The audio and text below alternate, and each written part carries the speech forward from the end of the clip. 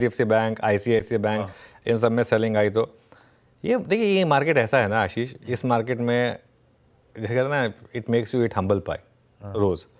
अब हमारी तकलीफ क्या है ना कि हमको तो रोज़ मार्केट पे कमेंट्री करनी है, तो इसके लिए हमको जो रोज़ डेटा दिख रहा है उसके हिसाब से हम बात करेंगे। लेकिन प्रॉब्लम क्या है, कब उनका मूड माहौल चेंज हो जाए पता नहीं चलता। परसों तक लग रहा था कि सारी सेलिंग एब्जॉर्ब हो गई और सेलिंग नहीं आ रही है, थोड़ी सी बाइंग आ रही है। कल वापस सेलिंग आ गई HDFC बैंक और ICICI बैंक में, और FI की कुल सेलिंग हो गई कल 4,500 करोड़ की, 4,600 करोड़ की सॉरी, जबकि DIS ने उसके सामने बाई किया करीब करीब 4,500 करोड़।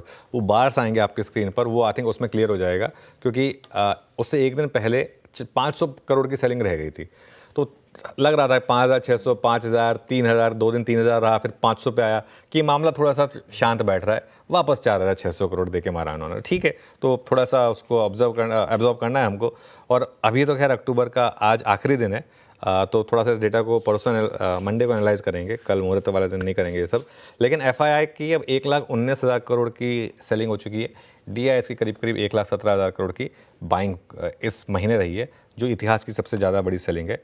अच्छा, इंडेक्स फ्यूचर्स, स्टॉक फ्यूचर्स में 3-4 दिन से जो बाइंग आ रही थी, कल वो भी टूटी। इंडेक्स में भी बेच डाला 1,465 करोड़, स्टॉक्स में भी बेच डाला 1,755 करोड़ विद इन इंडेक्स। लेकिन एक चीज़ थी, बैंक निफ्टी फिर भी रिलेटिवली स्ट्रॉन्गर था, 12 करोड़ ही बेचा वहाँ पर। लेकिन निफ्टी फ्यूचर्स में ज़्यादा बिका, करीब करीब 1,500 करोड़ के करीब निफ्टी फ्यूचर्स में बिका।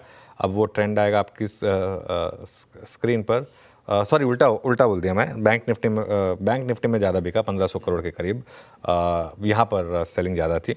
लॉन्ग शॉर्ट की जहाँ तक बात है, कल एक चीज़ है, लेकिन कल ऐसा नहीं कि बहुत ज़्यादा शॉर्ट्स जोड़े गए हैं, लॉन्ग कटे हैं सिस्टम में, 32,000 लॉन्ग कटे हैं सिस्टम में।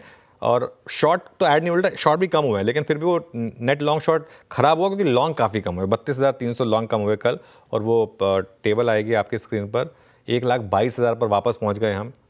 जो 40% नेट लॉन्ग पर आ गए थे, वो 35% नेट लॉन्ग पर आ गए। लेकिन वो शॉर्ट बढ़ने की वजह से नहीं हुआ, वो लॉन्ग कटने की वजह से हुआ है। और वो चार्ट देखिए आपकी स्क्रीन पर, उसमें वापस एक थोड़ी सी डिप आई। इंडिया विक्स 15.51 पर आया, 6.5% ऊपर, एक्चुअली करीब करीब 7% ऊपर कल इंडिया विक्स भागा।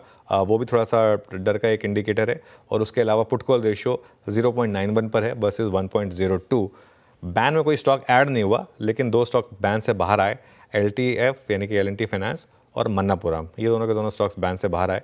और जो अब टोटल स्टॉक्स बैन में रह गए हैं, वो रह गए हैं सिर्फ 4, और आज वो भी गायब हो जाएंगे क्योंकि नई सीरीज़ की शुरुआत होगी तो इसके लिए। लेकिन कुल मिलाकर ये 4 स्टॉक्स हैं जो अभी भी बैन में हैं, IDFC first, India mart, PNB और RPL बैंक। ये है ट्रेड सेटअप निफ्टी